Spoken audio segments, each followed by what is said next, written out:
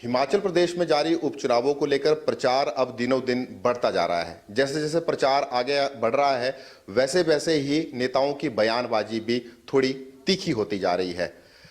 बयानबाजी को लेकर भी हम बातचीत करेंगे और हमारे साथ बातचीत करने के लिए इस वक्त हिमाचल प्रदेश के मुख्यमंत्री जयराम ठाकुर जी मौजूद हैं। सर, पहले तो स्वागत है आपका। धन्यवाद धन्यवाद। सर, पहले तो यही जानना चाहेंगे कि प्रचार कैसा चला हुआ है। 20 विधानसभा क्षेत्र हैं जहां पर सीधे तौर पर आचार संहिता लगी हुई है और वहां के लोग मतदान करेंगे।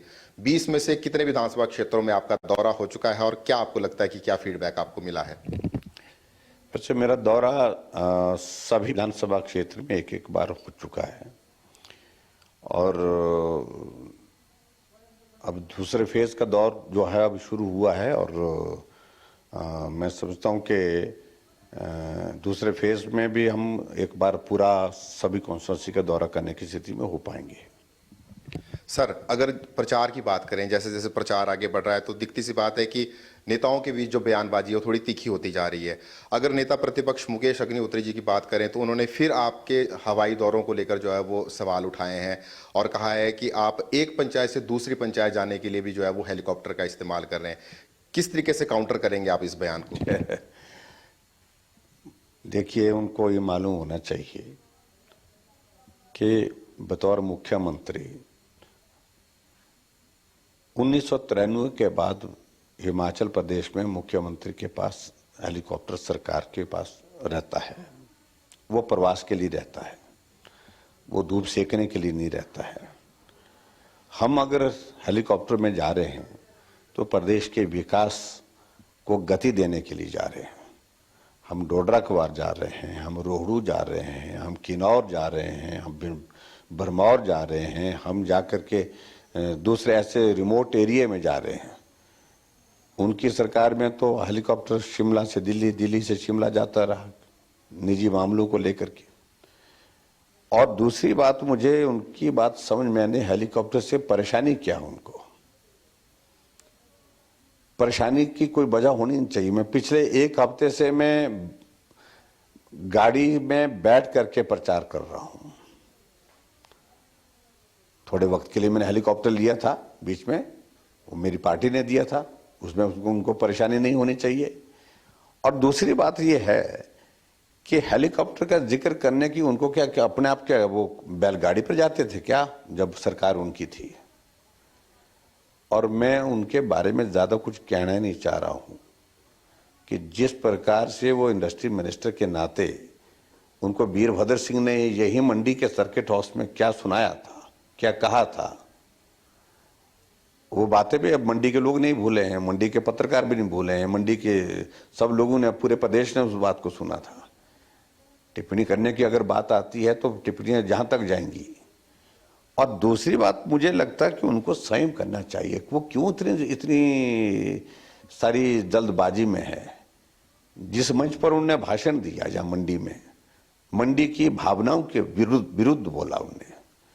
और मंडी की भावना का मतलब ये नहीं मंडी शहर का मैं जिक्र कर रहा हूं। मंडी पार्लियामेंट ने तो एक बात कही कि मंडी पार्लियामेंट हमारी है, मंडी पार्लियामेंट हमारी रहेगी। ऐसा कहने में क्या गुनाह किया? अगर मंडी का मैं जिक्र करता हूं तो मंडी का मतलब ये नहीं करता हूं कि मैं क्षेत्र बात कर रहा हूं। जब मंडी लोकसभा क्षेत्र का नाम ही मंडी है और चुनाव मंडी में हो रहा तो मंडी का जिक्र करूंगा ना। अगर मंडी का मैं रहने वाला हूं तो मंडी का जिक्र करूंगा मैं ना। लेकिन पूरे प्रदेश में विकास किया है, उनकी आंखें चुंधिया गई है विकास से। उनके अपने क्षेत्र में लोकसभा के चुनाव में वो 16,000 वोटों से नीचे गए हैं, अपने पोलिंग बूथ आ रहे हैं। उनको इस बात को समझना चाहिए। और जिस भाषा में उसने बात उस दिन की है, उसी मंच पर बैठे लोगों ने मुझे कहा है कि उसने प्रतिभा सिंह का नुकसान किया, फायदा नहीं किया।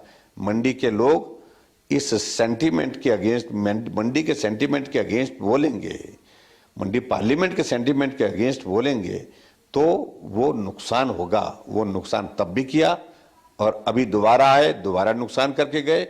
और इसमें मुझे तो लगता है कि वह षड्यंत्र के तहत रानी प्रतिभा सिंह को कांग्रेस के कैंडिडेट के बतौर पर प्रचार प्रसार की बात तो कर रहे हैं, लेकिन इंटरनल एजेंडा नुकसान पहुंचाने का उसका लगता है मुझे। और इससे सिवाय मुझे कुछ नहीं लगता है वो, क्योंकि उसकी राजनीतिक महत्वाकांक्षा इतनी ज्यादा हावी हो गई है दिमाग पर, उसको अपने शब्दों पर मालूम नहीं पड़ रहा कि वो बोल क्या रहा है। सब्र करें, संयम करें, और इन पहाड़ों में उनको मालूम होना चाहिए, हेलीकॉप्टर की बात जो कर रहे हैं, इन पहाड़ों को जितना मैंने चला है, मैंने उतरा है, वो मुझे मत सिखाएं। मैं पैदल चल करके, हमने जो है कई किलोमीटर, कई 100 किलोमीटर जो है प्रवास किए हैं अपने हिमाचल प्रदेश के एक विधानसभा क्षेत्र में नहीं, कई विधानसभा क्षेत्र में किए हैं, और इस बात को उनको समझना चाहिए। और बतौर मुख्यमंत्री अगर मेरे पास वहां पर सुविधा अगर हेलीकॉप्टर की उपलब्ध होती है तो उसमें उनको क्या परेशानी है।